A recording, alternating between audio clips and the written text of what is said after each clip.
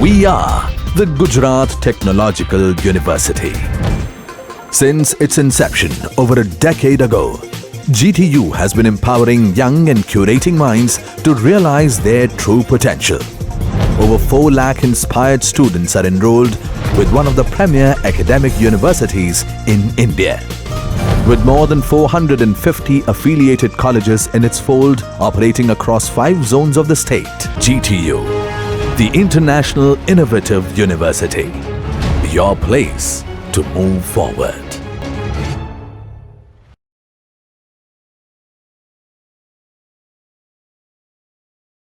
Hello dear students, today in this lecture we are going to study the Kirchhoff's second law, which is also known as Kirchhoff's voltage law. If you recall the previous lecture where we have studied about the Kirchhoff's first law, which was known as KCL, Kirchhoff's current law, and Kirchhoff's second law is known as KVL, Kirchhoff's voltage law. In this particular article, we are going to observe the statement of this Kirchhoff's voltage law and we try to prove this statement. Okay, so here, as we have seen, the Kirchhoff's first rule was the law of conservation of charge, and on the other hand we have the Kirchhoff's second rule as the law of conservation of energy. That means the amount of energy before and after reaction should be conserved and should be equal. So the concept of electric potential in any closed loop circuit can be analyzed. See, here the word comes closed loop circuit.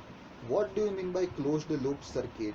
If you are starting from one end, it should be ended up at that point only. Okay, so Kirchhoff's second rule is the essence of the above mentioned concepts.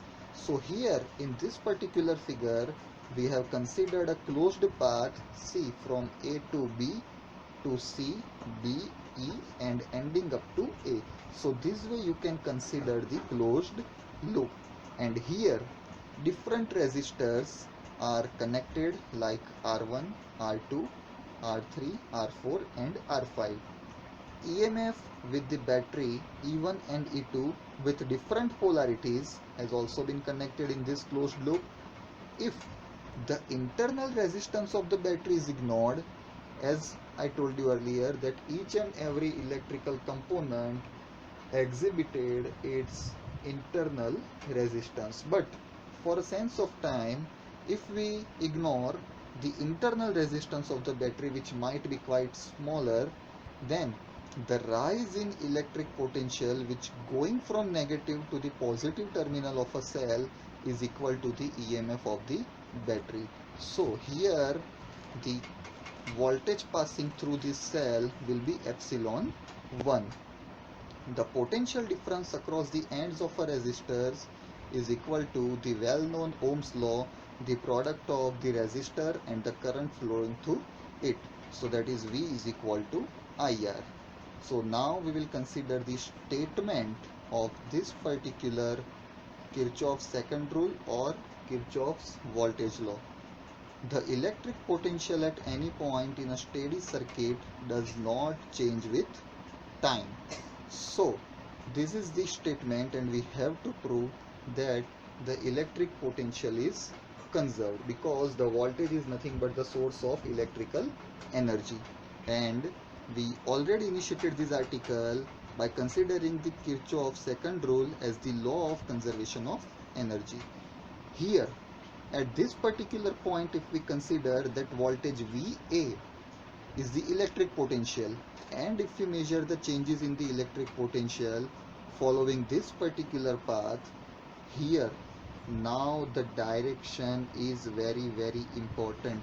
So now we will consider that if we measure the changes in the electric potential while moving in the clockwise or anti-clockwise direction, you can take both the sides, either clock or anti-clockwise, in a closed circuit and come back to point capital A, the potential VA should remain unchanged. This is called the single valuedness of the electric potential. In fact, the single valuedness of the electric potential is a consequence of the law of conservation of energy. Now we will consider how the voltage is passing through this section A to B from B to C, and in every section and at the end we will have the total algebraic summation. So the electric potential drops by an amount I1 R1 when we move in a clockwise direction from capital A through the resistance R1. Here the direction of current is arbitrarily taken from A to B, that means current flows through the resistor R1 from a point of higher potential capital A to lower potential. Hence, there will be a drop in potential equal to I1 R1. As we move from A to B, there is a rise in the potential with epsilon 1. Okay, so now we will go to the equation, so it will be very clear. VA minus I1 R1. Here the voltage drop was VA. Now if you see the direction of current I1, it is leaving the junction, and hence we have considered the negative sign according to Kirchhoff's current law, that is minus I1 into R1.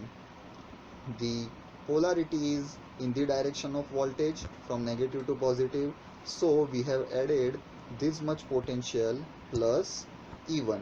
Now here from B to C section, the electric current is approaching the junction, so we have added plus I2 R2. Again the E2 has opposite polarity to that of E1, hence we have subtracted this particular EMF quantity. Again the direction of current I3 is leaving the junction, so minus I3 R3. For current I4 is again approaching the junction A, so plus I4 R4, and here the direction of current I5 is again approaching the junction capital A, so we have taken the summation as plus I5 R5. This much quantity is equal to your total potential VA according to Kirchhoff's voltage law. So VA and VA on the left hand side and right hand side are cancelled out. So we have minus I1 R1 plus epsilon 1 plus I2 R2 minus epsilon 2 minus I3 R3 plus I4 R4 plus I5 R5 is equal to 0.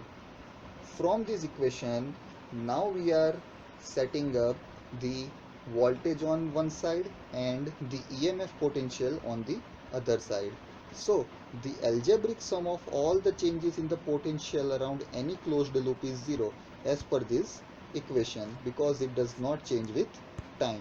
So here we can identify that minus I1 R1 plus I2 R2 minus I3 R3 plus I4 R4 plus I5 R5 is equal to minus E1 plus E2, because this quantity has been substituted towards the right hand side. So the left hand side can be generalized as summation over IR is equal to summation of epsilon. These equations suggest that for any closed loop, the algebraic sum of the products of resistance and the respective currents flowing through them is equal to the algebraic sum of the EMFs applied along the loop.